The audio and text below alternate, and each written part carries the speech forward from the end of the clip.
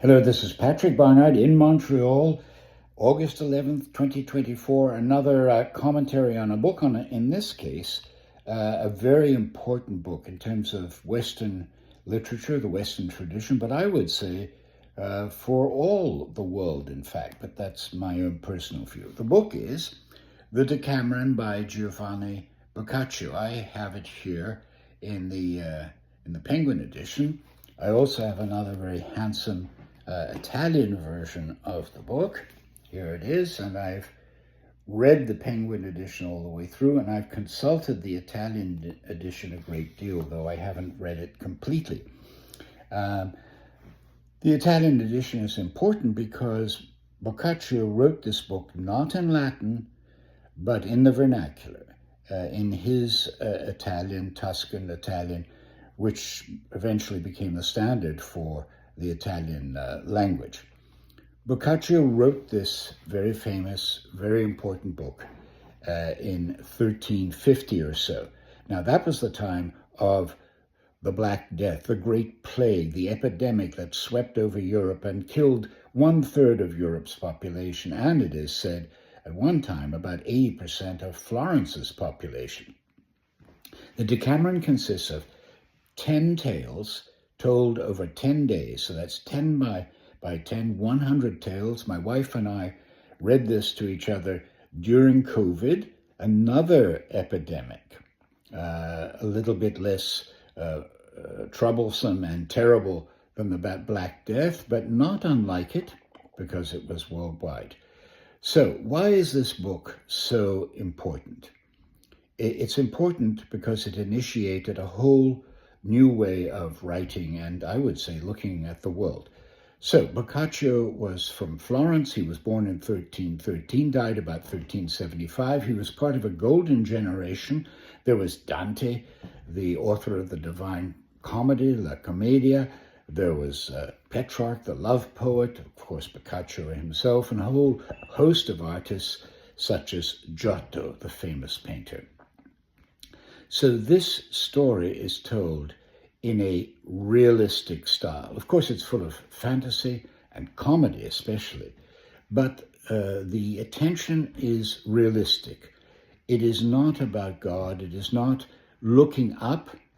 It's looking around, about, at nature, at human beings, and even looking downwards. So it's the first great work, I would say, of realism in Western literature. It appeared in about 1350. Almost as soon as it appeared, it became well known throughout the Mediterranean, which was, in fact, the area that Boccaccio knew so well. He worked as a banker, a diplomat, but his main concern was literature. He was probably illegitimate, which made him so sensitive to the power of love. And that's what the Decameron is about. It is a comic set of stories about how love moves and changes us. And I personally believe that Boccaccio felt this very deeply because, in fact, it was desire, a very strong desire that led to him being born as an illegitimate child of a fairly wealthy man. So, who tells this story in the Decameron? The storytellers are 3 men and 7 women, all young, from the city of Florence. They go out of the city to escape the plague, and they divert each other by telling each other stories, 10 stories a day. The essence of these stories consists of basically 3 forces: love, amor, fortune, fortuna, and nature, natura. As Boccaccio says, nature is, quote, the mother of all things, unquote. And that phrase appears in a delightful story about the painter Giotto. Giotto was known not to be too handsome, but the story makes fun of that while at the same time exalting his genius. So the point of the story is the genius of a painter is not the way his face looks, but what he is doing with his art. And Boccaccio very carefully stresses that Giotto became so famous because of his ability to paint things as they really are. to follow nature, quote, the mother of all things, unquote. That's the phrase that's used in the story. And Giotto becomes the symbol in the Decameron of the artist's urge to represent reality as it really is. That is why the book is so comic, so funny, so outrageous, so bawdy, and it does a wonderful job of conveying the rich variety of real, down-to-earth human experience. There are three forces that are preeminent in the book: love, fortune, and nature. Giotto is the painter of nature. Boccaccio is the comic poet of love. Love, which is described as ruling all things in this text.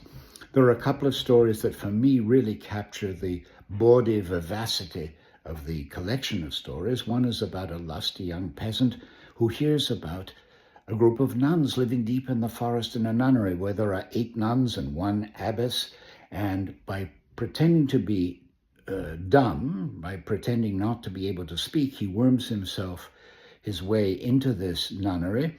And of course, the advantage of pretending not to be able to speak is that he won't be able to tell tales.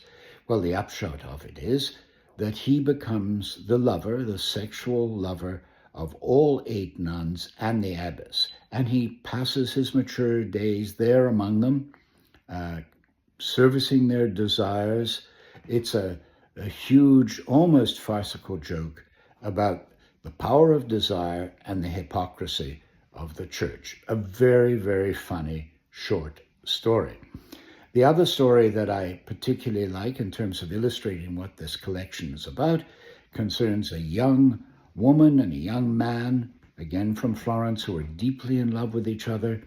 And the young girl finds a way of getting her lover to come to her bed. She tells her mother and father, it's a very hot summer in Florence, she tells her mother and father that she must sleep out on the balcony, and eventually the father is goaded into allowing that. So she sleeps surrounded by curtains on a bed out on the balcony. Her lover climbs up the balcony, gets into bed with her, and they make love a number of times in the night. It's sort of an earthy version of Romeo and Juliet. In the morning, the father comes out to the balcony and discovers his daughter and this young man in bed together. Now, instead of threatening them, instead of becoming angry, instead of becoming punitive, the father sees something that will be very realistic and good for him, because this young man comes from a well-off, good family. So he says to the young man and young woman, "Ha, I've caught you. Now you've got to do something to get out of this. And what I want you to do is to get married." And that indeed is what the young man and the young woman do. And they go off to the future and a very happy life with each other, both spiritually and, of course, sexually. That is what this set of tales is all about. It's about desire, how it leads us into strange situations, and how it is, in fact, the salvation of humanity.